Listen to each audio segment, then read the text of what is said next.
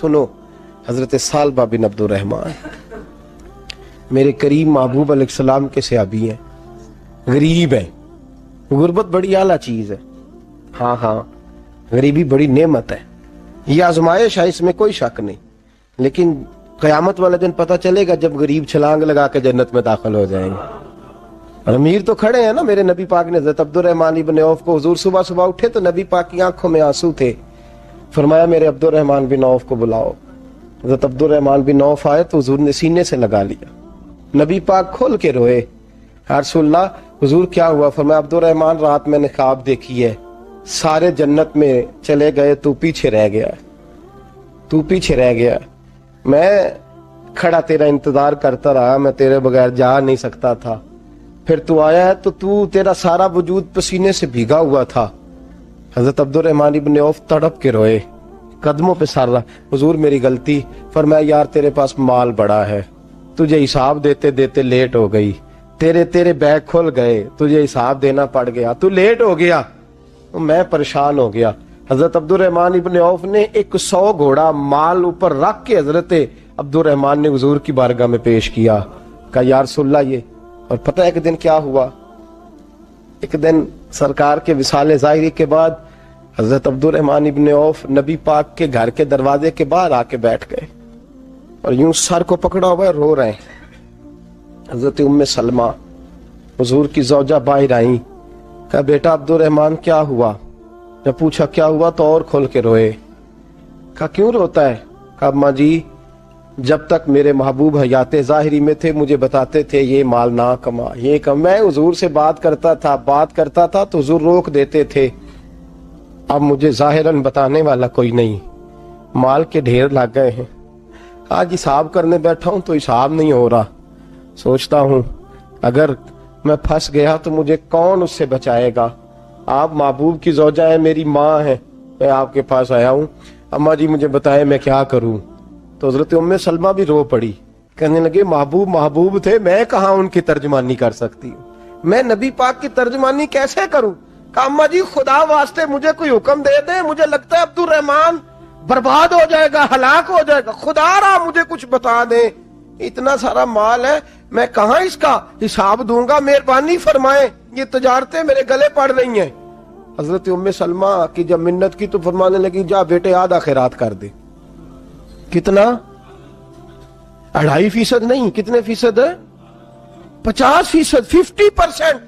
حضرت عبدالرحمن ابن عوف گئے اور 50% خیرات کر کے کہنے لگے اماں میں نے 50% دے دیے، میں بچ جاؤں گا نا، میں بچ جاؤں گا، میں دے آیا ہوں آدھا. تو حضرت ام سلمہ فرمانے لگی میں نبی پاک کی بارگاہ میں سفارش کروں گی تیری، اور نبی پاک اللہ کی بارگاہ میں سفارش کرے صلی اللہ علیہ وسلم. حضرت سالبہ بن عبدالرحمن، حضور دعا کر دیں، غریبی ہے. میرے نبی پاک نے فرمایا تجھی اس حال میں ہے بہتر ہے. کرتے ہیں حضور نہیں دعا کر دیں. فرمایا تجھی اس حال میں ہے. تیسری دفعہ پھر آ گئے، حضور نے دعا کر دی. 4 بکریاں تھیں، چند مہینے گزرے، کچھ تجارت شروع کی، چھوٹے موٹا لین دین شروع کیا تو 40 ہو گئیں.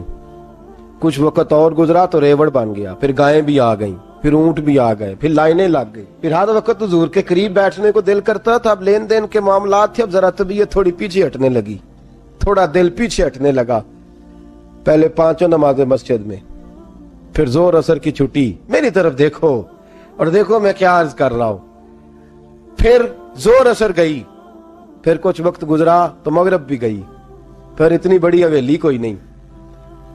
پھر باہر جا کے مدینے سے ڈیرا لگا لیا، جمعے کے جمعے آتے. زکوٰۃ کا حکم آ گیا 2 ہجری میں. حضرت ابو ہریرہ رضی اللہ تعالیٰ عنہ امیر زکوٰۃ مقرر ہوئے. 5 اونٹوں پر 1 بکری، یہ زکوٰۃ ٹھہری. اب جب گئے نا اونٹ گنے اور بکریاں گننے لگے، اوہو 1 کروڑ پہ 2.5 لاکھ کس نے دیا تھا؟ دعا کس نے فرمائی؟ اوہو اتنا، میرے پیسے بینک سے میسج آ جائے گا اتنے کم ہو گئے. اوہو بڑی مصیبت بنے گی. مجھے تو خوشی ہوتی ہے جب آتے ہیں تو اب یہ والا میسج بھی چلے گا کہ اتنے مائنس ہو گئے. توبہ توبہ، پریشانی لگ گئی. بڑی طبیعت، انکار نہیں کیا. کہنے لگے حضور سے جا کے عرض کرنا میں خود آؤں گا، اور جہاں محبوبیت ہو وہاں اتنے لفظ بھی بے ادبی ہیں، وہاں ٹھہر جاؤ، سوچتا ہوں، سمجھتا ہوں، غور کرتا ہوں، یہ جملے بھی وہاں توہین ہوتے ہیں۔ محبوب ہو اور وہاں انسان سوچ سمجھ کی بات کرے، وہاں انسان، بابا بلے شاہ صاحب نے کہا عقل آخ دی چگے نو سام کے رکھ، عشق آخ دے بال کے سیکنا چاہیے ہے۔ کہا جا کے کہنا میں آؤں گا۔ سب کی زکوٰۃ لے آئے، در رسول پہ آئے، حضور نے فرمایا پہلے سالبہ کی بات بتاؤ۔ پتہ تھا نا پہلے سال، حضور اس نے کہا تھا میں آؤں گا۔ حضرت ابو ہریرہ کہتے ہیں نبی پاک نے ٹھنڈی آہ بھری، آہ ٹھنڈی، فرمایا ہلاک ہو گیا۔ اس کو کہا تھا نہ اس چکر میں پڑ، ہلاک ہو گیا، ہلاک۔ حضرت ابو ہریرہ فرماتے ہیں دو باریک باریک آنسوؤں کے قطرے بھی میں نے محبوب کی آنکھوں میں دیکھے۔ اپنا ہے نا تو دکھ ہوا، یار میرا اپنا تھا، یہ ہلاک ہی ہو گیا ہے، کدھر چلا گیا ہے۔ ان کو بھی بعد میں خیال آیا، او ہو میں تو غریب تھا، یہ آیا کدھر سے تھا، میں تو غلامی رسول میں آتا گیا تو رب میری عزتیں بڑھاتا گیا، یہ میں کس چکر میں پڑ گیا۔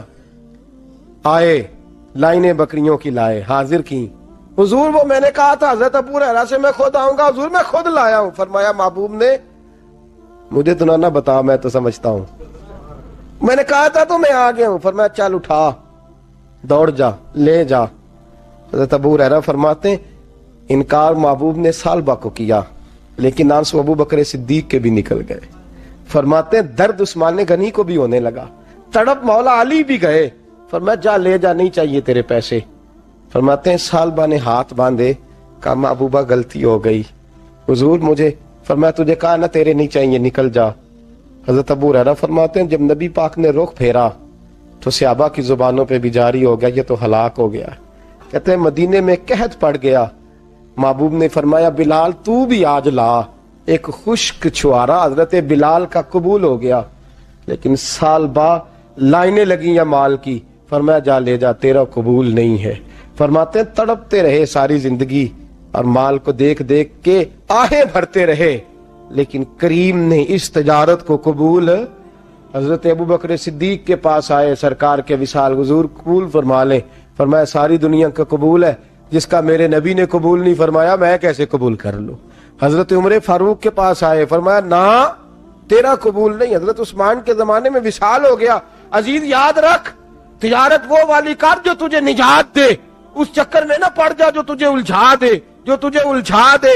قرآن مجید کی آیت آئی اقترب للناس حسابہم وہم فی غفلۃ معرضون، لوگوں کا حساب قریب آ گیا ہے اور وہ ابھی بھی غفلت میں پڑے ہیں، ابھی بھی 2 کے 4 اور 4 کے 10 کر رہے ہیں، حساب کا وقت قریب آ گیا۔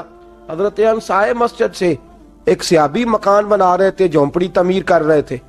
حضرت انس کو پریشان دیکھا، کہنے لگے انس خیر تو ہے، کوئی نئی آیت تو نہیں آئی؟ تو جناب انس کہنے لگے آیت تو آ گئی ہے، رب نے کہہ دیا کہ حساب قریب آ گیا، تیاری کر لو۔ جھونپڑی بنا رہے ہیں، محل نہیں، جھونپڑی بنا رہے تھے، ابھی دیوار کچی مکمل نہیں ہوئی تھی، ہاتھ جھاڑ دیے صحابی نے۔ ادھر رخ پھیرا تو حضرت انس کہنے لگے کہاں جا رہے ہو؟ کہنے لگے بھائی میں حساب نہیں دے سکتا، میں مصطفیٰ کے پاس جا رہا ہوں، میں نے نہیں دیوار بنانی، بس بھائی میری اس دوڑ سے بس میں کوئی نہیں حساب دے سکتا، میں کمزور ہوں۔ میرے رسول کائنات صلی اللہ تعالی علیہ وسلم نے میرے دوستو تجارت کرو لیکن اس کو عبادت سمجھ کے کرو۔ اگر تمہیں چوک وہاں دکان پہ بیٹھے خدا بھول جاتا ہے اور سودا کرتے وقت رب رسول کی باتیں تمہیں بھول جاتی ہیں تو پھر تو تم وانتم موردون میں ہو، پھر تو تم غافل ہو۔